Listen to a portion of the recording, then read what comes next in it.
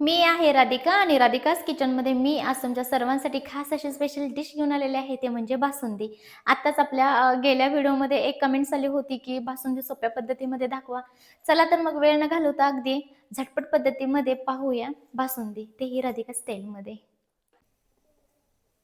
तर पहा, इथे आपण साखर घेतलेली आहे गरजेनुसार, आवडीनुसार. तर केसर, कट केलेले काजू, फ्लेवरसाठी इलायची पावडर आणि थोडेसे मोठे मोठेच कुटून घेतलेले बदाम आणि तिकडे मी अर्धा लिटर दूध घेतलेलं आहे. चला तर मग वेळ न घालवता लगेचच आपण कृतीला सुरुवात करूया. पहा, इथे दूध उकळण्यासाठी ठेवलेलं आहे आणि गरमही झालेलं आहे. पहा, आता यामध्ये आपण घालून घेऊया इथे बदाम, काजू आणि केसर.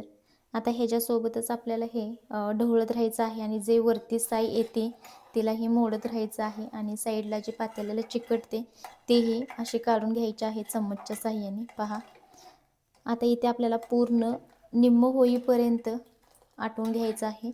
इथे लो फ्लेमवरती मी आटवून घेणार आहे. आता आपण पुन्हा एकदा मध्येच पाहू. तर पहा, निम्म्यापेक्षा छान असं आटलेलं आहे आणि ह्यामध्ये आता आपण साखर ॲड करून घेऊया.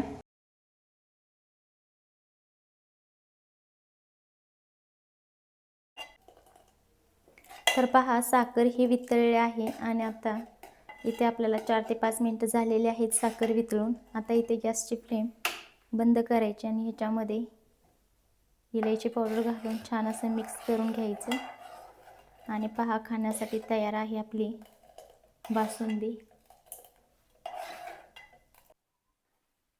तर पहा, इथे बासुंदी करून झालेली आहे आणि स्टेप बाय स्टेप आपण दाखवलेली आहे बासुंदी. इथे तुम्ही साखरेचं प्रमाण कमी जास्त तुमच्या आवडीनुसार करू शकता. तसंच जर तुम्हाला केसर नसेल घालायचं तरीही घालू नका, काही हरकत नाही. ड्रायफ्रूटमध्ये जर तुमच्याकडे फक्त बदामच असेल तर किंवा काजूच असेल तर तरीही चालतं. असं काही नाही की बासुंदीमध्ये काजू, बदाम हे खूप प्रमाणात असलंच पाहिजे, तसं काही नाही. फक्त ज्यावेळेस आपण दूध आटवतो त्यावेळेला गॅसची फ्लेम ही मिडियमच ठेवायची. लोवरती पण नाही आणि हायवरती पण नाही. जर हाय गॅसवरती ठेवली तर पट पट पट असं दूध भांड्याला साईडला चिकटतं आणि ते आपल्याला काढणं होत नाही पटपट.